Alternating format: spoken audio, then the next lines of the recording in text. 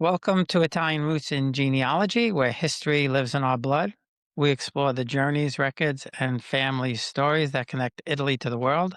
Because when you discover your roots, you just don't find names, you find yourself. And be sure to check us out on our Facebook group, our YouTube channel, and our podcast. And our great sponsor, Phil Italy.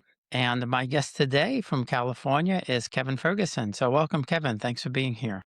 Absolutely. Thanks a lot, Bob. It's great to be here. Okay, so I have to start. Ferguson's not an Italian last name. Let's start there. That's correct. Yeah. So on my mom's side, I'm a Gemello. So, and that goes back. Actually, I have a long lost cousin who tracked me down about 2 years ago, and they were doing genealogy research from Italy, from the Piedmont region, and they discovered my great grandfather's immigration to California in 1912. And then they researched further back and realized that we were connected by Guglielmo Gemello, who was born in 1750, and I think he died in 1812. Wow. Yeah, that's something. Yeah. But it happens, of course.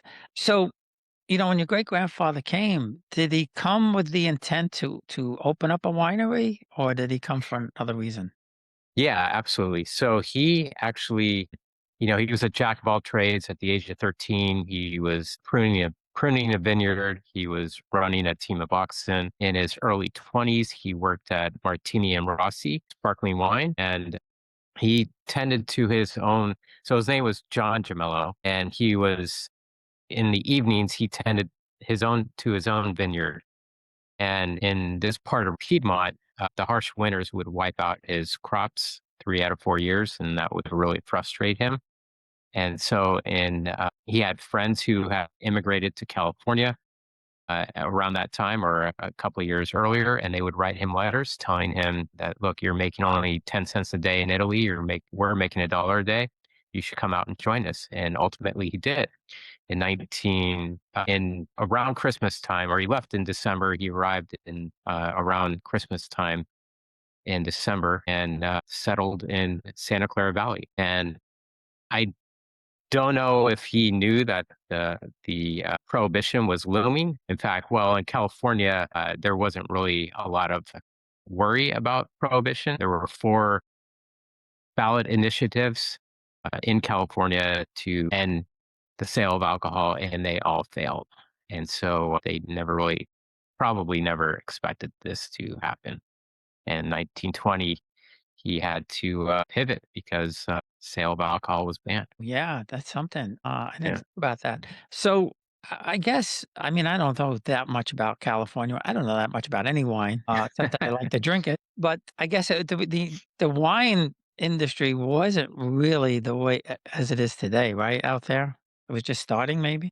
So no, actually, in the 1800s and the early 1900s, it was a big industry.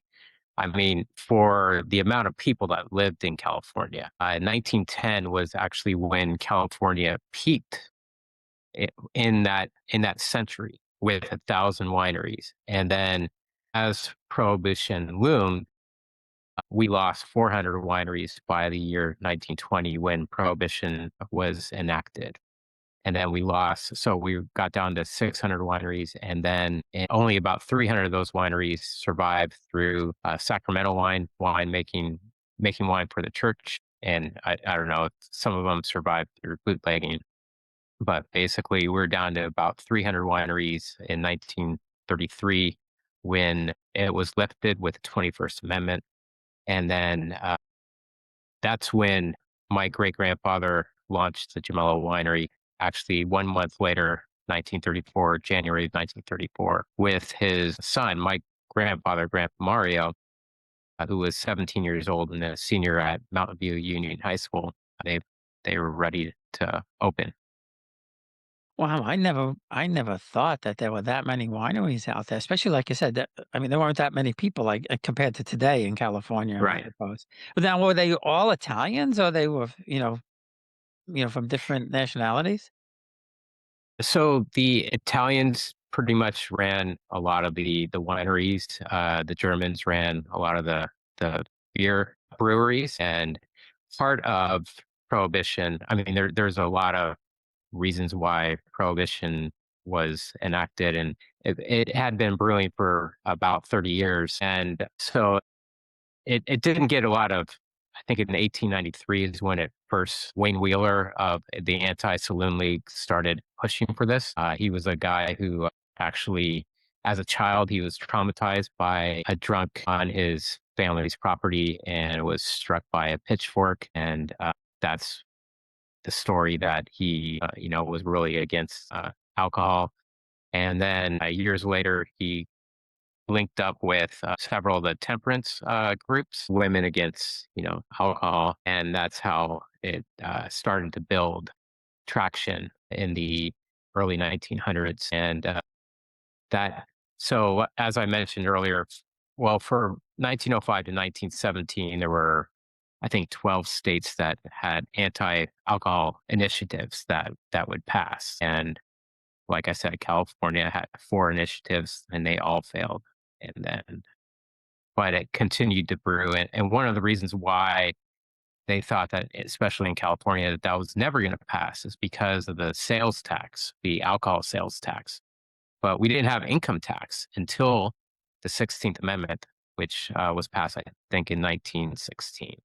And so at that point, the federal government realized that, well, if we have income tax, then we don't have to rely so heavily on alcohol sales tax. And Wayne Wheeler was he was one of the guys who really pushed for the 16th Amendment. Wow, that's interesting. Yeah. Mhm.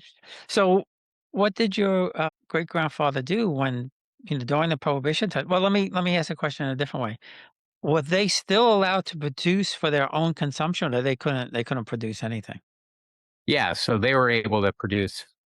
So there was a loophole in prohibition law which allowed the for homeowners to produce up to 200 gallons of wine a year for home use, and which is a staggering amount if you think about it. It's 3 gallon that 3 bottles a day every day for 365 days a year.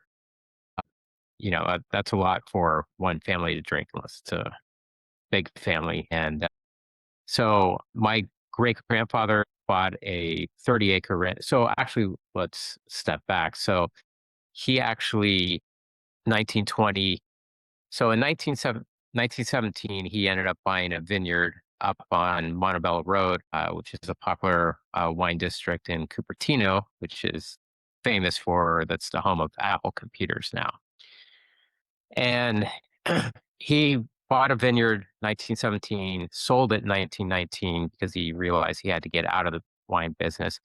And then he pivoted into the technology of the day, which is cars. So he partnered with a couple of friends and they bought a fleet of trucks to develop basically a traveling farmers market delivering vegetables house to house throughout the Santa Clara Valley. And in around 1925, he bought a 30-acre ranch in Mountain View, California, and he ended up and he started he carved out 18 acres. So he had, I think, prunes, cherries, apricots on this ranch, and then he planted Zinfandel grapes, and he ended up carving out 18 acres for this vineyard, or for planting Zinfandel grapes. And around 1928, 1929, it was ready to be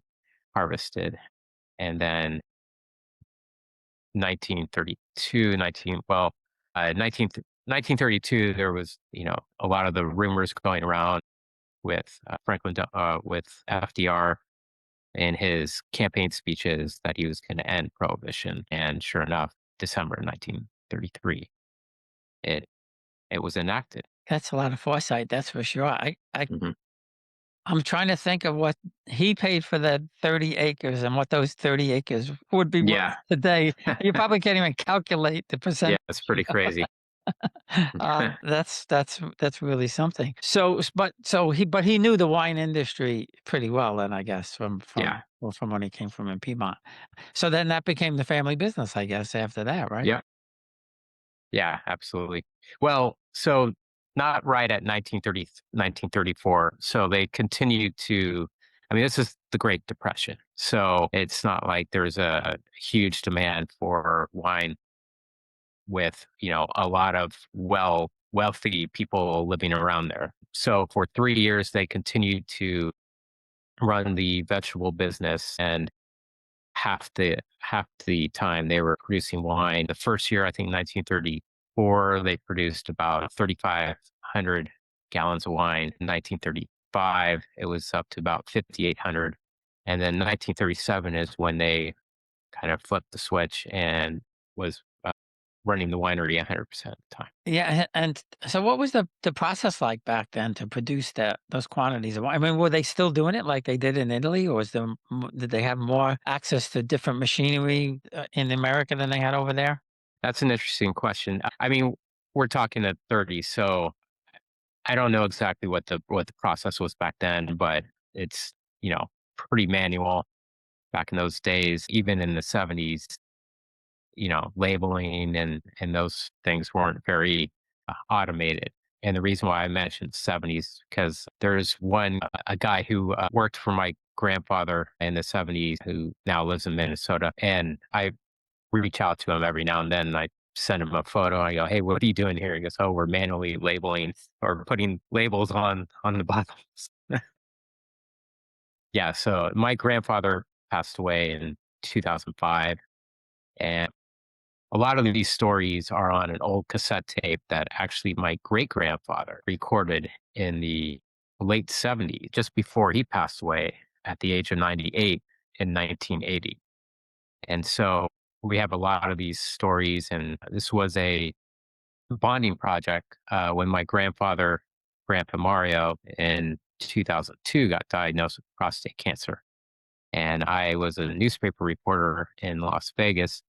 And so I moved back to the Bay Area to be close to him. And as a bonding project, we listened to the cassette tape and transcribed it. My great grandfather had a heavy Italian accent. So my grandfather would often stop the tape, translate what we had just heard, and I would jot down all of these notes into my computer. Oh, that's fantastic to have that. Yeah. That's a great. The only thing I have like that in my family was my uncle's family came in the 50s. Everybody else was here or Okay. born here, and Hmm. my cousin interviewed him before he passed away in the dialect, about AZ dialect. And when I got wind of it, I said, because nobody knew that he had this. I suppose you have to Hmm. translate this. I mean, this is like the family history, you know? Yeah. And it's so great to have that. I mean, the guy who did that so great in Boston was Anthony Riccio. He he was like the Italian advocate in Boston in the 70s when he just got out of college, and he had the foresight to tape these people that came here in, 1890, 1900, 1910. They were Yeah. like in their 70s and 80s when he was interviewing them. Wow. And he's had, I don't know, maybe 100 hours of people like that on tape, and it's Hmm. fascinating the stories from those people, both Yeah. both Absolutely. from there and here. It's mind-blowing for sure. So I Yeah. read in there that you had your first taste of wine, I guess, when you were a little boy. I vaguely recall my grandfather making it. He I was about 8 when he passed away, so maybe it was 4 or That's 5 when interesting. he was still making wine in Yeah. the basement, and, but I always remember getting a little wine with water and stuff like that, but you had the introduction from the master, I guess, right? Well, actually, I was 8 years old when my great grandfather passed away, and yeah, as we're listening to these cassette tapes, I remember him pretty vividly, and he was a big, strong guy, but not so much in his 90s. He was he lost a lot of his muscle mass over the years, Mm. but I look at the photos from way back, and yeah, he was a big. I mean, all the winemakers, and they're farmers, they're laborers, and so that's you have to be strong to continue to do that over the years. which I Well, believe you come from a farming family, right? yeah, my mother's family were farmers in Yeah. Tito Bari. Yeah, and like I said, that's where my uncle, my mother's oldest brother, was left there when my grandparents came over. He was left with Hmm. his grandparents. But up in Piedmont and up that way, they were bigger because they had some German and some Austrian in them, not like us Oh yeah. Southerners. Yeah. I have a couple of guys at the Italian club that are from the northern areas, and they like 6 foot, 6'2", and everybody else Yeah. is this big. But it is interesting. Yeah. So now that you grow up, I guess you grew up eating a lot of Italian food and having Absolutely. that exposure. Yeah. Yeah. Bagna caldas. Yeah. I don't know if you're familiar with that. That's I think of a northern tradition. Bagna calda. No, I don't know what that is. I'm not familiar. Yeah. Yeah. So it's where you would. It's basically a big feast, and it's a stew that you dip. A garlic stew that you dip your vegetables in a pot of hot steaming anchovies and garlic, and after you eat all this, and basically everybody sits around this table and they tell stories and they dip their vegetables into the stew and then eat it, and afterwards you have to throw all your clothes into the washer. No, I never heard of that. No one. Yeah, yeah. So now your grandmother lived to be Mhm. 400, right? She's actually still living. She's still alive. Oh, wow. She's 3 weeks away from turning 105. Wow, that's fabulous. Yeah. Oh, It's, well, she's she was Croatian. okay, yeah. Yeah. And so how did she wind up in California? So she was actually born in Utah, and I think she was 21 days old when they hopped on a train and moved to Southern California. My great grandfather was moving for a job opportunity to be close to his cousin or I think his brother. And I'm not sure how long they lasted there, but within a couple of years, they ended up moving north to Oakland, and then 1927 is when my grandmother and her family moved across the bay to Mountain View, and that's where my grandfather and my grandmother met in grade school. Wow, that's something So you don't think about the migration paths back then and, right, Croatians coming to America that long right, ago, and especially out west. I mean, I've said this before. Us here from New York, we think all the Italians settled in New York and New Jersey and Connecticut. We don't. hmm, Well, when people hear the stories of how prolific we were, yeah, probably all 50 states, and a lot more out west than people actually realize. right. So now, is the winery still in business? Are they still producing? No, so my grandfather retired in 1982 and sold the winery to my cousins, the Paul and Sandy Obister, and they continued to run it until they retired in 2002. So actually, they had a winery in Half Moon Bay that actually got started in 1978 called the Obister Winery. And how that got started is actually an interesting story. And kind of goes back to, I think, a lot of Italian traditions. My great grandfather, John Gemello, he lost his wife in the early 70s. She passed away in her, I think she was about 93. They were about the same age, 93, 94. And so they took him in, Paul and Sandy. They had a house in Palo Alto, and he was pretty depressed, not only for losing his wife, who he was married to for 70 years. He loved to garden. And I think sometime in his 80s, he stepped on a pitchfork and it struck his knee. And over the years, that knee injury got worse and worse. Back in those days, knee replacement surgery wasn't very popular. That would have done wonders for him. And so he couldn't garden, and had lost his wife, and so they were Sandy and Paul were constantly trying to find ways to inspire him. So they asked him one day, "Why don't you show us how to make a barrel of wine?" And he goes, "Huh, that's interesting." And he thought about it, and they just kind of let it go. And then a couple months later, Paul brought it up again. He said, "Why don't you show me how to make barrel wine?" He goes, "Okay, so you get a ton of grapes." He's talking in his broken English, and he goes, "No, no, no." Paul goes, "No, I don't want to make a huge, you know, I just want to make a barrel." And he goes, "Well, I only know one way." And he goes, "That's okay. I can divide by two. So go ahead, give me your recipe." So they made a homemade barrel wine for 2 years in a row.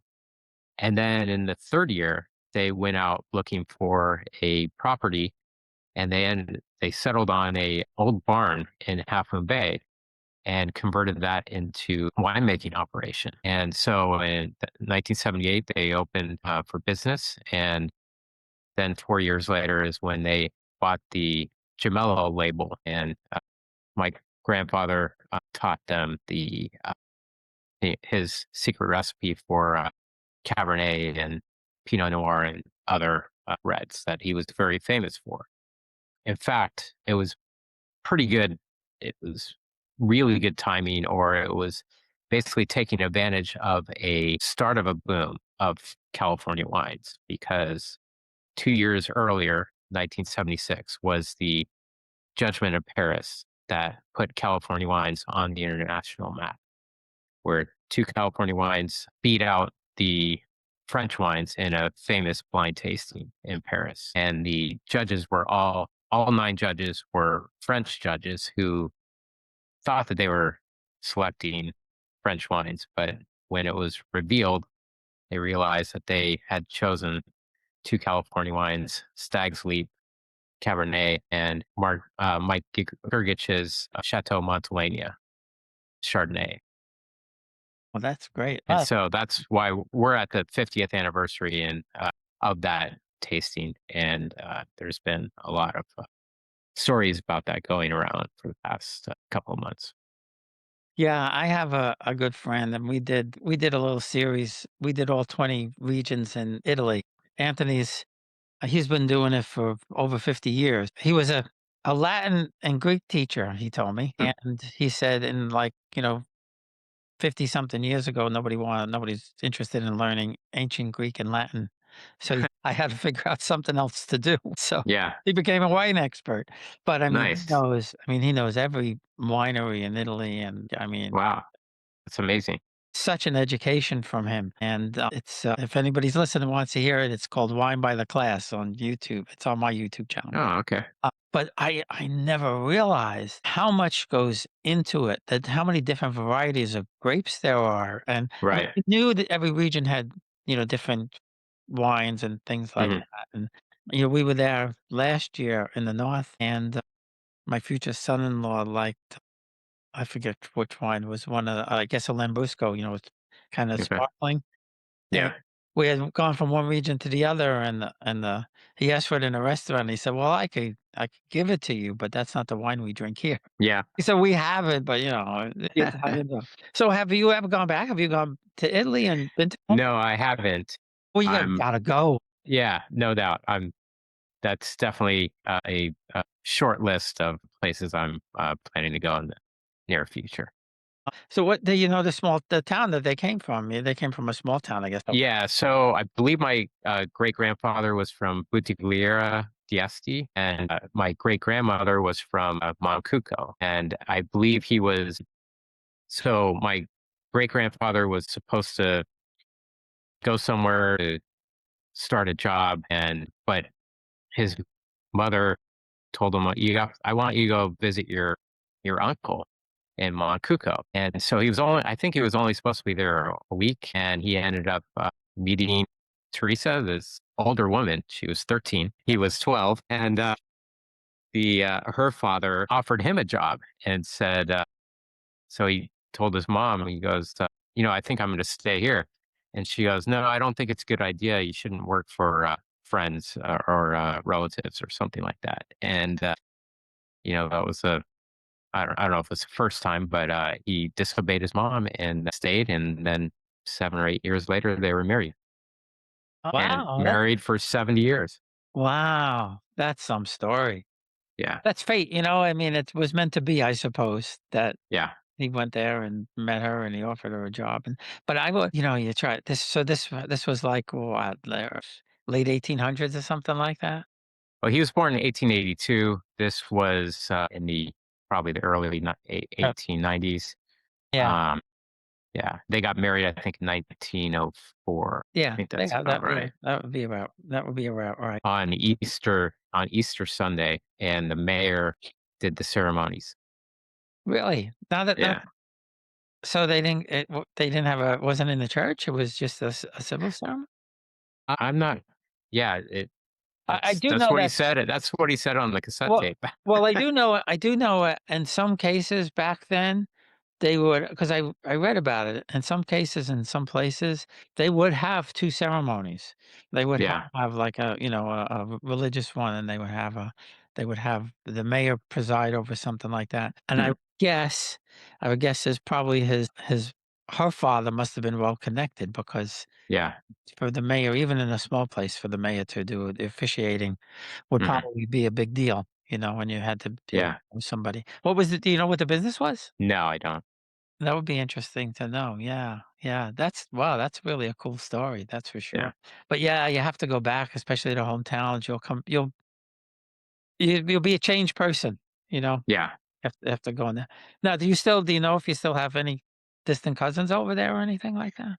Yeah, so in the 1970s, the cousins, Sandy and Paul Oberster, they took my great-grandfather over to Italy, to see his sister and their family, and she came back with this is, again, the 1970s, so, she came back with a book, a ancestry book, hardcover or, old school book, and not a digital, no computers yet, and she had I think it went back to my great-great-grandfather, and then it had, recipes that the families were known for in certain generations, and, the links or the lineages of, you know, cousins and so forth.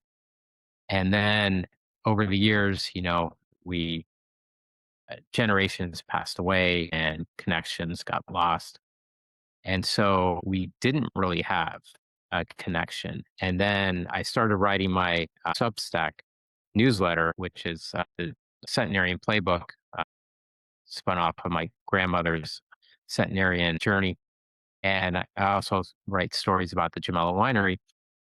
And in there is how two brothers and their father in Italy, in Piedmont, were doing ancestry research, and they discovered my great grandfather's link to the family, and that they moved to California in 1912, as I mentioned earlier.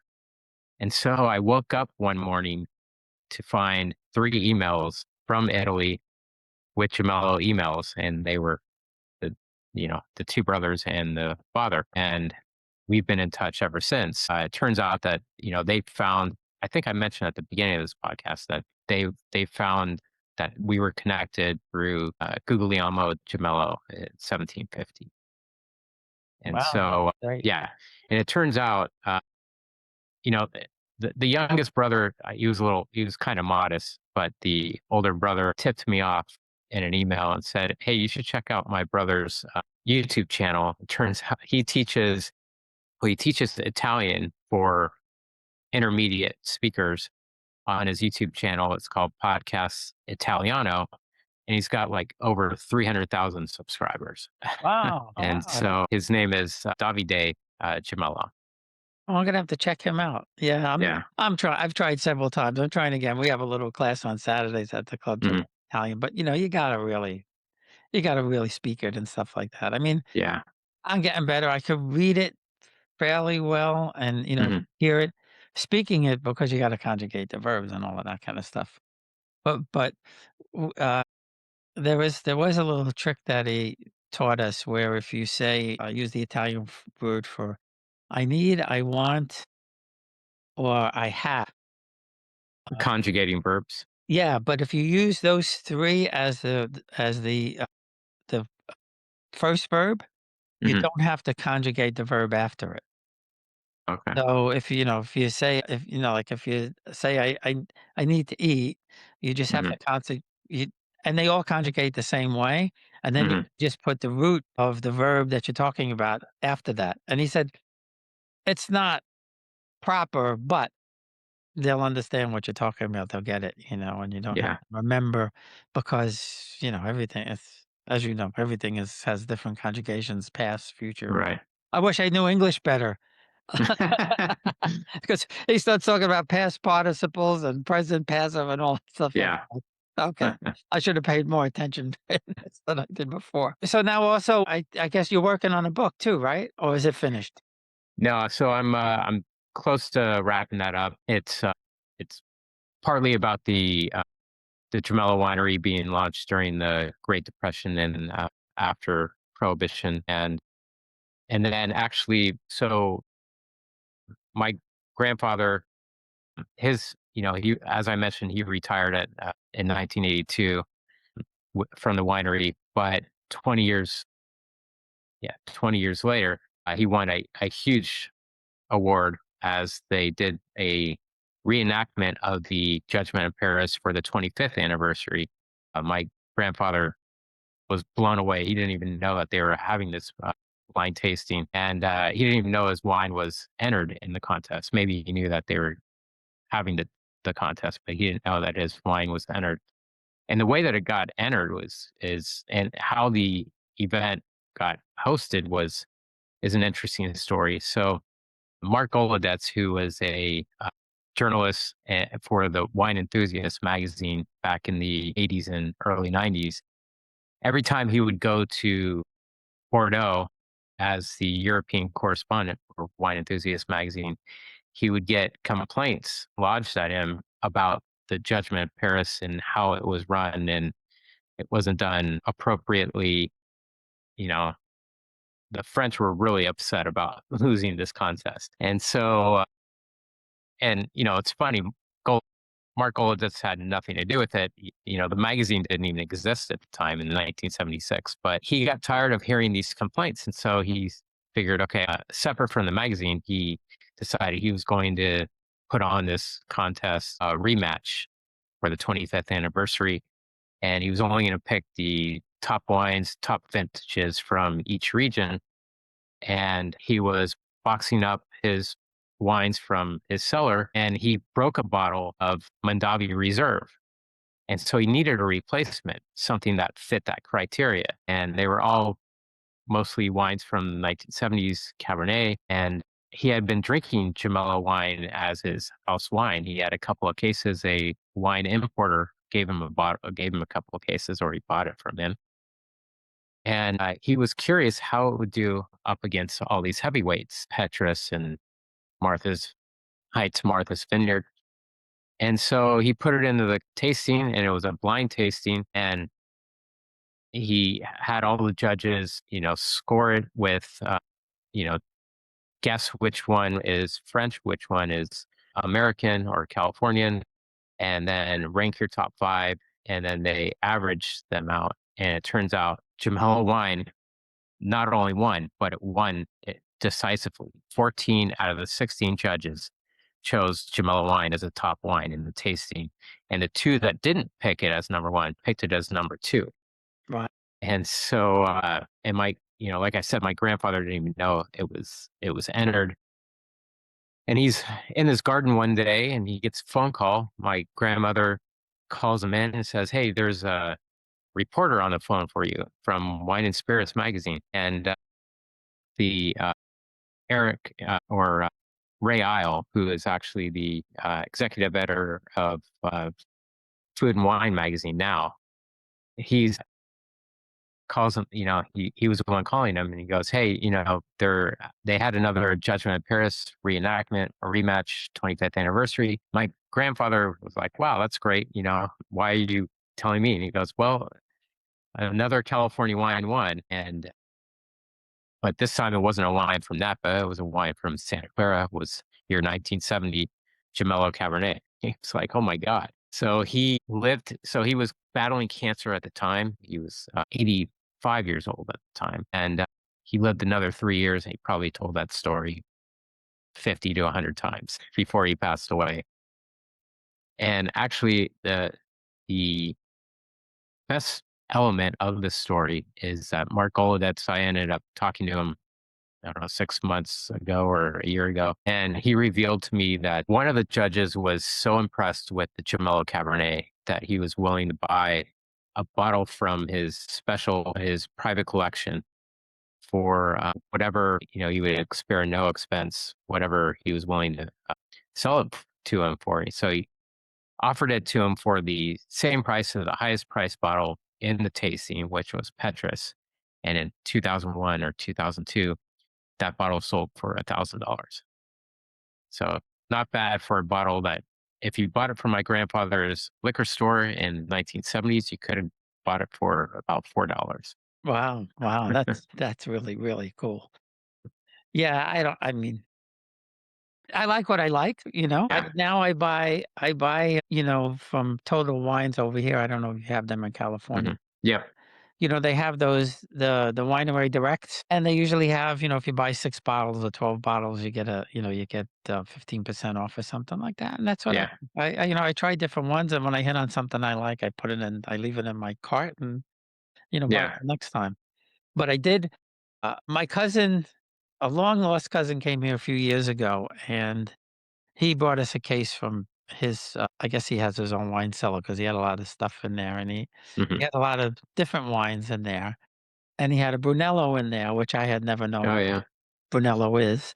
Was sitting in my wine rack for well, since he came, so probably 6 or 7 years or something like that. hmm I don't remember the vintage it was, but, for Christmas, I brought it to our club's Christmas party and shared it with Tony. I said, "I'm only gonna drink this with you because you know what you're drinking. If I give it to anybody else, I go, ah." But what amazed me about the color, Yeah. and he pointed out that, the more it ages, the color changes and things like that. hmm But it was really, really good. So every once in a while, I'll splurge and I'll buy like a nice bottle of Brunello or something like that. Yeah.